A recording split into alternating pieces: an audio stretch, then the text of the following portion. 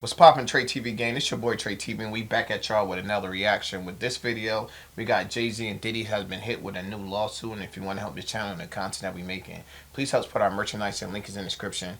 If you didn't hit the like button, make sure you hit the like button. Try and get the channel to grow, and the only way we're going to do this if you like, share, and comment on the content. So without further ado, let's get straight into the video. Let's go!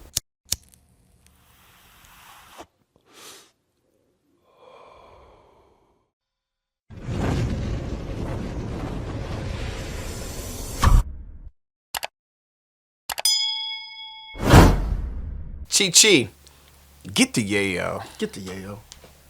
Driver told her that Combs liked younger girls and said she fit what Diddy was looking for. What is this creepy ass shit, bro? It's crazy. Soon after, Combs entered the room along with defendant Carter and a female celebrity. Celebrity B. Who the f is Celebrity B, bro? Combs aggressively approached plaintiff with crazed look in his eyes, grabbed her and said, "You are ready to party." Oh, you sick shit. motherfucker.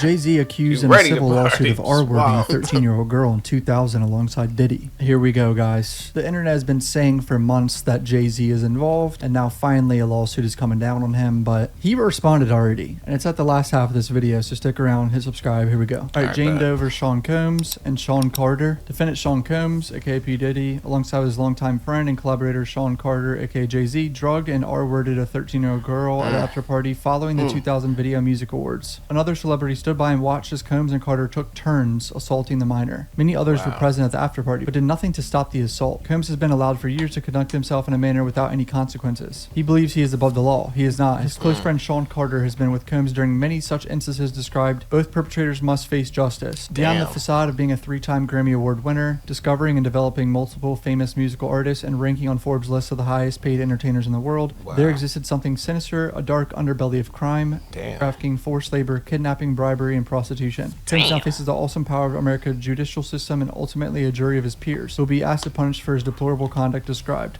And the question remains, how the are they going to find a jury for this shit, for the criminal trial? Especially in New York, everyone knows about this case. Combs' business enterprise is central to the pervasive acts of sexual assault and abuse committed by him during the last decades. Manhattan and LA, under Bad Boy Entertainment, we all know all this bullshit. On surface, each of the businesses served a legitimate purpose related to entertainment, music, and other subjects, but in reality, Combs, buying through himself, his agents, employees, and contractors use this business to sexually assault, abuse, threaten, and coerce hundreds of individuals, as well as to take advantage of individuals with impunity, thinking victims would never have any recourse.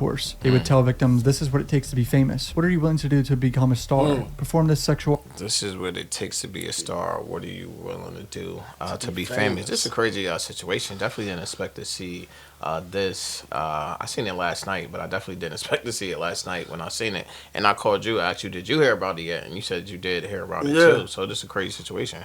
In details from the allegations, like, this is all bad. Yeah, I mean, we heard stuff, but it's good we actually get to sit down and read through the paperwork. Yeah. Act or else in exchange for the victim performing a non-consensual sexual act for gratifications of Combs and his cohort. Combs manipulated both men and women to participate in highly orchestrated performances of sexual activity with both commercial sex workers and unsuspecting partygoers. If all of this is true, which I think it is, because there's just too many people now. There's hundreds of people coming forward with lawsuits. This man could be equivalent to the devil. Absolutely sick in the head, like so sick in the head. Combs fancied the use of the popular date R-word drug Rohypnol, or GHB, to commit heinous non-consensual acts of sexual violence and R-word onto countless victims. So these people would be served a drink suddenly, and they'd have to drink it or they would get kicked out of the party. Then all of a sudden they're drugged. They're done for. That's all he needed right there. Partygoers were forced to consume. Have you seen the movie Blink Twice yet? With the girls? Yeah. You seen that? Yeah. When they went there, they'll put the lotion on or something, then they'll forget their memories. Yeah, the next day, This right here, that's what it started. That's what it sounds like. It sounds just exactly like Blink Twice, which is crazy. Of the party. Then all of a sudden they're drugged. They're done for. That's all he needed right there. Partygoers were forced to consume alcoholic beverages containing GHB either prior to entering or while at Combs' party. There are also allegations of Combs. How do you force somebody to drink something? You just put a gun in their head, drink it. Yeah, you gonna drink it or you gotta go. It's like, what? It's crazy. beverages containing GHB, either prior to entering or while at Combs' party. There are also allegations of Combs dousing victims in lotions or similar body oils also laced with GHB. Think about the lengths you have to go through to do some shit like this. If they don't drink it, if they say no to drinking it, give them some lotion and some fucking baby oil laced in it. That's our backup plan. Bro's backup plan is lacing lotion and baby oils, so that drug would be absorbed through the victim's skin and make it easier to assault him or her. It was well known that Combs had a practice of lacing water bottles, such as Xanax, and distributing them at his parties. That's terrifying. This is all terrifying. This took place for multiple decades. On numerous occasions in 1996, and continuing for years, Combs assaulted women and men by striking, punching, dragging, throwing objects at them. Combs also assaulted children, both physically and... It's like hard to read. Each time I have to read one of these documents, it's hard to read. In 1996, Combs was found guilty of criminal mischief for threatening a photographer from New York Post with a gun. In 1999, he was arrested and charged with second-degree assault and criminal mischief in connection with assaulting a record executive. He was arrested again the same year in 1999 for his involvement in shooting at a club in New York. Another instance of violence occurred at L.A. hotel in March 2016. Says when he beat the shit out of his girlfriend on camera while she was trying to leave the hotel room. Hotel staff intervened, attempted to... That's why, like, your background be very important, because they bring everything he did in the past, every lawsuit he's involved in, everything that got proved that you hit somebody, everything that you did. We're going to put in here because we got to paint your character a certain type of way. Right. And they painted... they're doing a good job at it. Vivid picture. Yeah. His girlfriend on camera while she was trying to leave the hotel room. Hotel staff intervened, attempted to bribe the hotel staff to ensure silence. So they're talking about Cassie's lawsuit, Joy Dickerson Neal, Lisa Gardner. So talking about a lot of the lawsuits we already know about him doing fucked up shit. Plaintiff's allegations substantially mirror Combs' prior conduct as established through criminal indictments and other lawsuits. Through this case, plaintiff seeks a full measure of justice from a man who thought his power, money, and influence rendered him untouchable. Plaintiff joins many other victims by filing this complaint and hopes their common voice makes it impossible for Combs to assault another person ever again. So now we're getting in parts about Jay-Z here. Defendant Carter is, like Combs, a wildly successful rapper and businessman. Carter and Combs had a long history together. Carter met and began collaborating musically with Combs in 1990. Combs and Carter rose together to the very top of the hip-hop industry in terms of fame and influence. Combs and Carter were not simply occasional collaborators in the music industry. The two men developed a close friendship. Together they attended countless music industry events for each other's business ventures, parties, and after parties. Indeed, the two are apparently so close that Combs stated in 2023 that Jay-Z is the only person other than Combs' mother who is allowed to call him by his legal first name, Sean. The fuck? That's... They just painting these two together. Like... They gave you all the description about who Diddy was and paint him to be a monster and be like, guess who his best friend is? Yeah, it's all Jay-Z. He's the only one that's allowed to call him Sean. So whoever put this together did a good job or trying to paint the picture they wanted people to perceive it as. Facts. Person other than Combs' mother who is allowed to call him by his legal first name, Sean. Crazy. The fuck? When your words come back and bite you. In 2000, near the height of their fame, power, and influence, Combs and Carter attended the 2000 Video Music Awards in New York City. Afterwards, Combs hosted an after party for many of the most famous celebrities in music and entertainment industries. Plaintiff Jane Doe is a female who resides in Alabama. Defendant Carter is more commonly known by Jay-Z. Carter was identified in plaintiff's original complaint as Celebrity A. Prior to this filing of an amended complaint, Carter received a letter from plaintiff's counsel. They reached out to him. Oh shit. Requesting a mediation to resolve this matter. Upon present information and belief, Jay-Z responded to said letter by not only filing an utterly frivolous lawsuit, but also orchestrating a conspiracy of harassment, bullying, and intimidation against plaintiffs' lawyers, their families, employees, and former associates in an attempt to silence plaintiff from naming Jay-Z. So yeah, we try to go to him behind closed doors. Get this situated. Yeah, we try to figure this out. But it just didn't work out. You want to sue us? All right, so now we going this route with it because this route we wanted to go, it ain't working. Their families, employees, and former associates in an attempt to silence plaintiff from naming Jay-Z. This effort was meant to scare plaintiff and discredit her counsel. The effort failed. Indeed, plaintiff chose to file this amendment as a result of the egregious conduct. So they're saying Jay-Z was like, fuck you, I'm not doing this shit, and began trying to harass and intimidate. Plaintiff hereby demands a jury trial. So here's the factual allegations. On September 7, 2000, plaintiff, then 13 years old, had a friend drive her and drop her off near Radio City Music Hall in New York City so she could try and attend the Video Music Awards. Attending the VMAs was on plaintiff's bucket list, and she believed she could gain entry. Plaintiff arrived at the venue and saw large crowds gathering as artists and entertainers began arriving. She was excited. Much of the crowd moved inside, but plaintiff, without a ticket, remained outside with others. She approached several limousine drivers parked nearby and attempted to talk her way in. One of the limousine drivers she spoke to claimed to work for Combs. Driver told her that Combs liked younger girls and said she fit what Diddy was looking for. What is this creepy ass shit, bro? Crazy. Like, that's so creepy. And while not allowing her in the woods, the driver invited her to an after party. The driver stated they had to drive Combs and others to after party first, but instructed plaintiff to return to this location after the event and he'd pick her up and take her. The driver eventually returned and drove her to the described after party. After 20 minutes, plaintiff arrived at what she believed to be a large white residence with gated U-shaped driveway. Once inside, two men asked plaintiff to sign a document, which plaintiff did not read, but which she now believes to have been a non-disclosure agreement. She was told that she could not discuss what happened in the party. She gave the men her name and signed the form and did not receive a copy. Plaintiff recognized many celebrities as she entered. Wait staff circulated carrying trays of drinks and loud music. She observed drug use, including marijuana and cocaine. Plaintiff accepted a drink from one of the waitresses. The drink was reddish yellow mixture that tasted like orange juice, cranberry juice, and something bitter. So that's where they think she got drugged there, maybe? After drinking just a portion of the drink, plaintiff began to feel woozy, lightheaded, and making her need to lie down. A photograph of an actual Dang, she didn't even drink the whole drink. Yeah. I'll just take a sip. Started feeling woozy. Yeah. It's crazy. And they just handed it out at the party with the waitresses. Here you go. It's crazy. You gonna trust that when the waitress come to you and Yeah, I didn't know where that.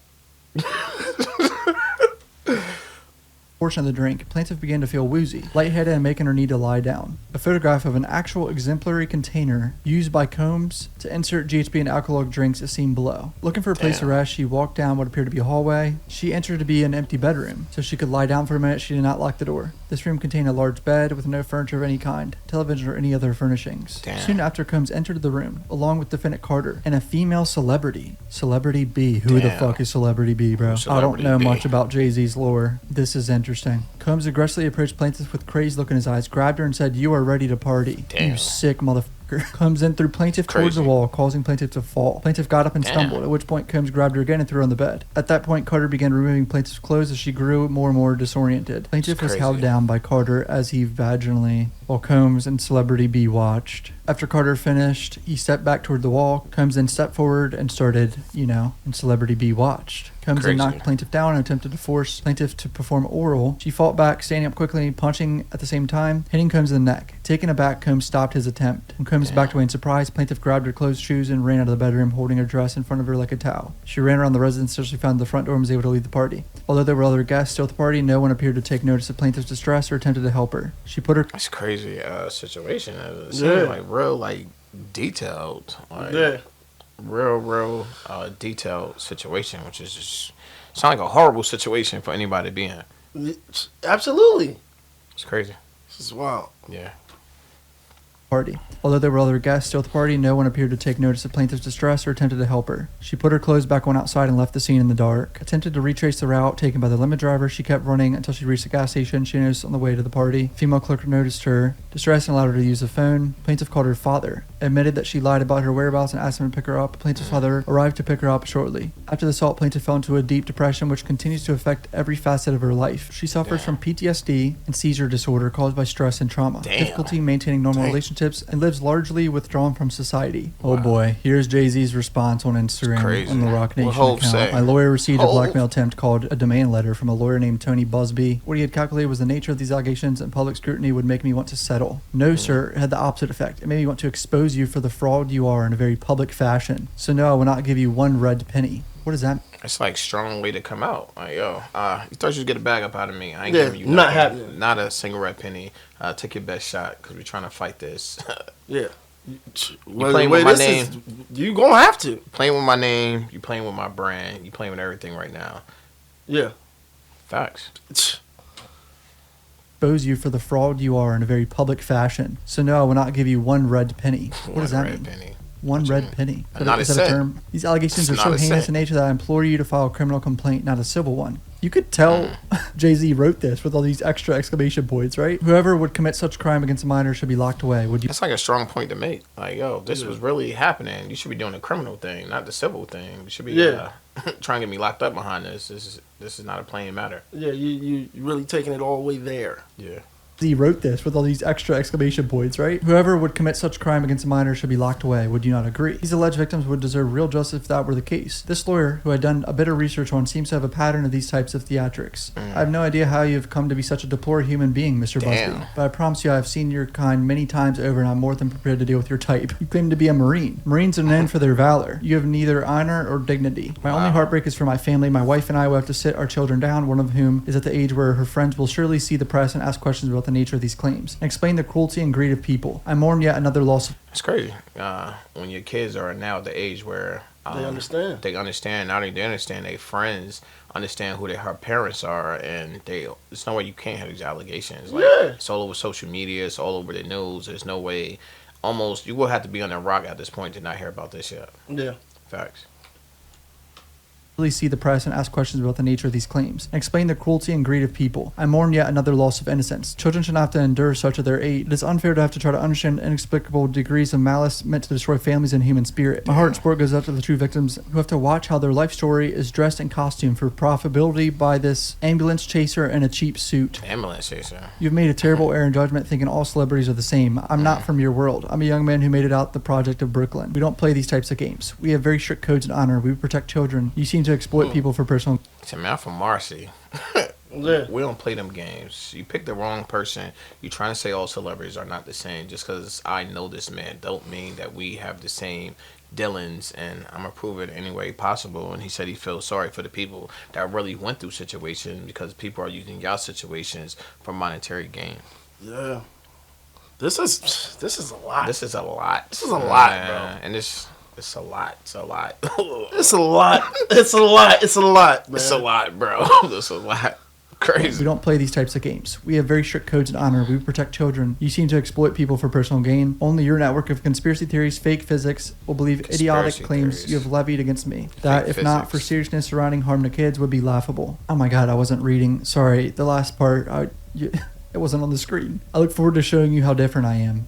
Jesus. So it seems to be Jay-Z is pissed off, boys. Holy shit. 50% of people are going to be like, this is bullshit. File a criminal complaint if you want to. Fuck you. Like Jay-Z. The other 50% are going to be saying this is a bad response and bad timing. I don't know, dude. Civil lawsuits are tricky because you never know what is complete bullshit and what is not. But this Tony Busby guy apparently audits it down. He had like thousands of people reach out to him, and they only picked 100 or something. So even if he, let's say he miraculously beats his criminal trial, which I doubt considering it's a federal trial and the feds have like, what, a 99% conviction rate or something. One of these lawsuits, even just one, could ruin him financially. Like, he's so fucked.